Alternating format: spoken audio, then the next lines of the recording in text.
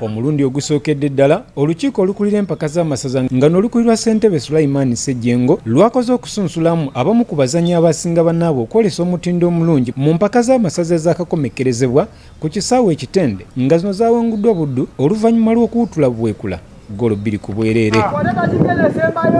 Abazannyi 25 be baasunsuddwamu era ne bayingira enkambi okwetegekera ttiimu y'eggwanga eya Uganda Cranes ng'omupiira guno gugenda kuzannyibwa olunaku olw'enkya.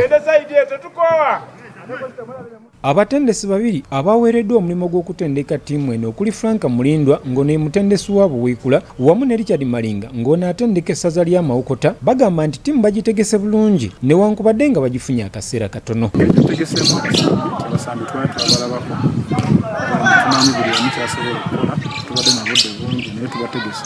Kusinzira ku busobozi bwabwe tubajja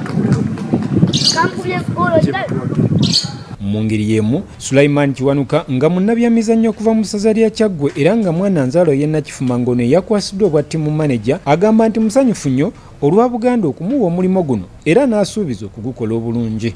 Njagala okulaba nga nange mbaako ettafaali ly'enteekateeka ery'amaanyi ku Buganda kubanga Ssaabasajja Kabaka yasiimye nampa obwa manager bwa ttiimu ya Buganda era nga yesookedde ddala era nga tusuubira ttiimu eno egenda kubeererawo ddala ebbanga lyonna. So tusuubira omupiira omulungi, abaana bonna bali mu mbeera nnungi, bakooki bali mu mbeera nnungi, naffe ffennyini nange nga ttiimu manager nange ndi mu mbeera nnungi. Ayongerako n'agamba nti abazannyi bonna abaayitibwa batendekeddwa bulungi nti era balindidde buwanguzi olunaku olw'enkya.